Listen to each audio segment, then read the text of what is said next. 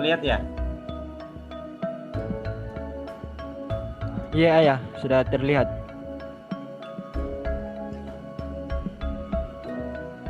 Oke, kita mulai saja. Jadi untuk materi kali ini berbicara tentang agripreneur. Jadi agripreneur ini tadi sempat disinggung ya sama pimpinan sidang tadi terkait dengan kalau kita berbicara tentang agripreneur atau kita berbicara entrepreneur, apa sih yang terlintas di pikiran kita. Mungkin saya tidak ada interaksi dulu ya di awal, nanti kalau misalnya ada interaksi itu nanti di belakang, kalau misalnya ada tanya jawab tidak perlu tulis di chat, langsung saja sebentar mungkin pimpinan sidang kalau masih ada waktu kita buka sesi diskusi secara interaktif. Jadi kalau misalnya ada yang ingin ditanyakan, ada yang ingin ditanggapi nanti di akhir sesi, mungkin untuk peserta seperti itu. Oh iya ya. Oke, sekilas perkenalan dari saya. Kita masuk di materi kita, agripreneur. Saya sudah dikasih sama panitia di sini ada 5 poin utama. Tapi di sini saya agak ubah sedikit beberapa dari poin itu, saya ubah bahasanya. Di sini adik-adik bisa lihat yang akan kita bahas kurang lebih sekitar 1,5 jam ke depan, yaitu kenapa harus agripreneur. Terus yang kedua, kita mulainya dari mana. Yang ketiga, entrepreneur yang berhasil itu seperti apa. Dan yang keempat itu 3 tangga bisnis, yang terakhir itu peluang agribisnis. Oke, kita masuk di sub pokok bahasan yang pertama, yaitu kenapa harus agripreneur. Oke, tadinya saya mau ini juga ya, saya mau interaksi, tapi kayaknya tadi di awal pimpinan sidang sudah tanyakan ke peserta. Jadi di sini kan kalau poin pertama yang diberikan dari panitia itu adalah definisi kewirausahaan. Jadi mahasiswa itu mampu memahami arti kewirausahaan. Tapi di sini saya tidak akan tuliskan secara teks atau secara konsep apa itu entrepreneur, apa itu kewirausahaan, apa itu agripreneur. Karena saya yakin ini angkatan 2020 ya. Angkatan 2020 itu di semester ini sudah memprogramkan mata kuliah pengantar kewirausahaan, dan saya yakin ini sudah pertemuan yang ke-7 atau pertemuan ke-8, dan saya yakin adik-adik sudah tahu apa itu entrepreneur, apa itu wirausaha, ataupun apa itu agripreneur. Seperti itu. Saya yakin Ibu Nurliani ya, kalau setahu saya Ibu Nurliani dan Ibu Bia yang di pertemuan awal. Yang saya yakin adik-adik sudah diinfokan apa itu entrepreneur dan apa itu agripreneur. Makanya di sini saya tidak akan bahas teksnya secara tertulis. Apalagi tadi pimpinan sidang itu sudah memancing di awal ke peserta apa itu entrepreneur dan apa itu agripreneur. Poinnya, berbicara entrepreneur itu tentunya berbicara seseorang atau aktivitas yang kreatif dan inovatif. Titik. Kalau saya sampai di situ saja. Kenapa saya bilang sampai di situ? Karena kebetulan skripsi S1 saya itu berbicara tentang kewirausahaan. Jadi kesimpulan saya dari mengkaji masalah kewirausahaan, berbicara entrepreneur itu berbicara tentang aktivitas atau seseorang yang kreatif dan inovatif. Sampai di situ sudah cukup. Kalau adik-adik mau tambahkan berani mengambil resiko dan memanfaatkan peluangnya, boleh-boleh saja. Tapi yang poin yang harus ada itu adalah proses kreatif dan inovatif di dalamnya.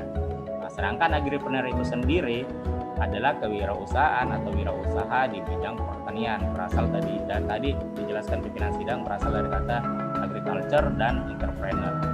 Saya pikir clear lah kalau misalnya capaian dari panitia itu mahasiswa atau peserta itu bisa memahami apa itu entrepreneur, apa itu kewirausahaan.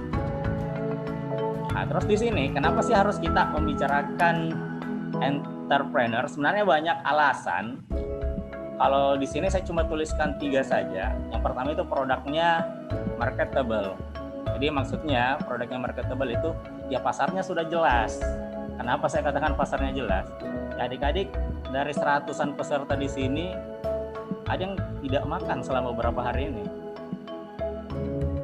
Ada? Atau makan semua aja? Hari ini ada yang tidak makan tidak? Makan semua gitu? Bayangkan saja kalau misalnya kita hitung saja rata-rata orang dalam sehari itu makannya 3 kali dalam sehari, berarti dalam sebulan itu berapa? 3 kali 30 berarti 90 kali dalam sebulan itu makan. Dan disitulah potensi bahwa produk dari agripreneur, hasil-hasil pertanian itu ada pasarnya. Karena selama orang itu makan, selama orang itu butuh pangan, ya pasarnya tetap ada untuk produk-produk pertanian. Nah, kecuali kalau misalnya orang berhenti makan. Kalau orang berhenti makan ya mungkin perlu dipertimbangkan untuk memasuki dunia agribisnis seperti itu. Tapi selama orang masih makan, butuh pangan, butuh cemilan, ya saya pikir, atau butuh gorengan, ya orang-orang masih perlu namanya produk-produk dari hasil pertanian gitu. Terus alasan yang kedua, potensi sumber daya alamnya kita dari sisi pertanian. Ini mulai dari atas gunung, puncak gunung sampai dasar laut itu merupakan potensi sektor pertanian. Ada subsektor perkebunan, ada subsektor perikanan, ada subsektor hortikultura, dan subsektor yang lainnya juga. Ini saya pikir sudah clear ya. Mau cari mau cari rempah-rempah, mau cari sayur-sayur, itu alhamdulillah di negara kita itu tersedia. Mau buktinya kalau potensi SD-nya, sumber dayanya kita itu melimpah, buktinya di zaman penjajah kita pernah dijajah kan sama negara lain, dan mereka itu salah satu visinya datang ke Indonesia itu adalah mencari rempah-rempah hasil bumi, hasil pertanian, di mana ya potensi sumber daya tersebut itu yang kita miliki, sedangkan negara lain itu tidak sebanyak kita. Makanya mereka datang ke sini itu untuk mengambil secara baik-baik dan mengambil secara paksa hasil-hasil pertanian kita sampai sekarang. Makanya lagi-lagi kalau berbicara sumber daya alam pertanian, alhamdulillah selama tinggal di Indonesia kita punya potensi yang besar untuk kita kembangkan. Itu alasan kedua. Terus alasan ketiga, kenapa harus agripreneur? Adik-adik tahu orang nomor 1 terkaya di Indonesia siapa? Siapa? Pimpinan sidang noise, tolong di open mic-nya. Ada yang tahu tidak siapa orang terkaya nomor 1 di Indonesia?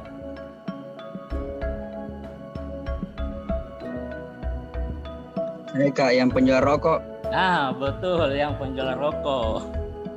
Yang penjual rokok, berarti kalau rokok itu bahan bakunya Tembakau. Tembakau itu ya adalah hasil pertanian. Berarti ya orang terkaya nomor 1 di Indonesia itu adalah seorang agribisnisman. Seperti itu. Itu baru orang terkaya nomor 1. Adik-adik bisa perhatikan lagi urutan orang terkaya selanjutnya di Indonesia itu adalah orang-orang yang pasti bisnisnya ada di bidang agribisnis. Saya sebut saja, tahu Grup Salim?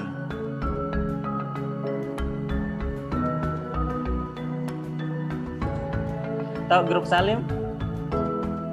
Perusahaannya apa atau produknya apa?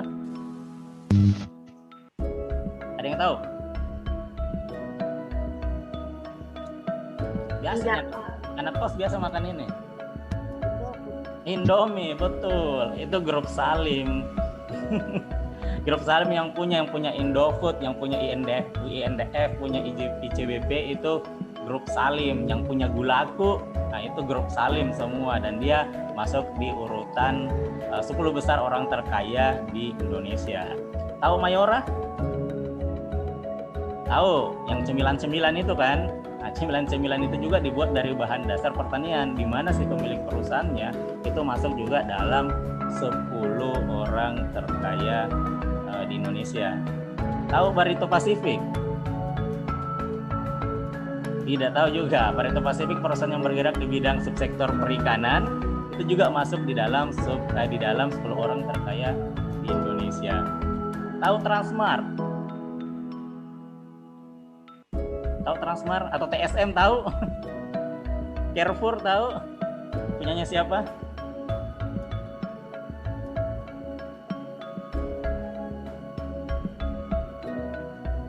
Tidak ada yang komen. Oke, punyanya Pak Hairil Tanjung, itu juga masuk dalam 10 besar. Kalau kata dosen saya sih dulu waktu SD seperti begini, 8 dari 10 orang terkaya di Indonesia itu adalah seorang agribisnis gitu. Jadi kalau misalnya adik-adik mau terjun di dunia agribisnis, nanti kita jelaskan ya peluang-peluangnya di belakang. Yaitu sebenarnya secara alasan, secara potensi itu layak untuk kita kembangkan kalau selama kita tinggal di Indonesia. Karena kebetulan kita orang Indonesia, jadi ya alhamdulillah sebenarnya kita diberkahi sama sumber daya yang kita bisa kelola sebagai usaha sampingan ataupun usaha yang kita bisa besarkan nantinya. Tapi yang adik-adik perlu pahami juga, terjun di dunia entrepreneur, terjun di dunia agribisnis itu tidak semudah itu. Seandainya itu mudah, maka semua orang akan terjun di situ. Tapi sayangnya semua orang itu tidak terjun di dunia kewirausahaan. Karena untuk bisa merasakan enaknya dunia kewirausahaan, adik-adik itu butuh perjuangan, butuh jatuh bangun, butuh belajar banyak, butuh mungkin rugi besar kalau misalnya memang mau sampai ini ya, mentalnya sampai sekuat baja. Nah, poinnya sebenarnya ya walaupun banyak potensinya, banyak hal-hal yang bisa mendukung kita untuk menjadi agripreneur ataupun seorang entrepreneur, tapi adik-adik jangan terlalu ini ya, kalau saya tidak mau jual mimpi lah. Saya tidak mau terlalu dorong mahasiswa untuk menjadi seorang entrepreneur dalam artian pekerjaan ya. Karena saya kan adik-adik punya banyak pilihan dari entrepreneur itu. Tetapi di sini karena kita ada di agribisnis, ya tanggung jawabnya kita sebagai dosen agribisnis untuk tetap menyampaikan bahwa agripreneur itu ada potensinya. Tapi adik-adik harus ingat, di balik potensinya itu ada perjuangan yang harus didapatkan. Jadi tidak semudah itu untuk mencapai itu semua. Kita berpikir realistis lah kalau kita berbicara entrepreneur ataupun agripreneur. Ya cukup ya untuk materi untuk pembahasan yang pertama.